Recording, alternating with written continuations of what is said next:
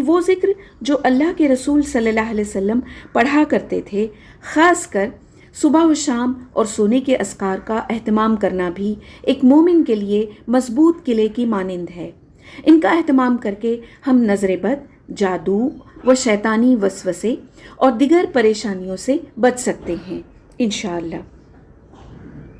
صبح و شام اور سوتے وقت کے اذکار کے ساتھ ساتھ روزانہ الگ الگ موقعوں پر رسول صلی اللہ علیہ وسلم سے ثابت ذکر و دعائیں ایک بہترین ایپ کے ذریعے ہم اپنے موبائل میں پڑھ سکتے ہیں۔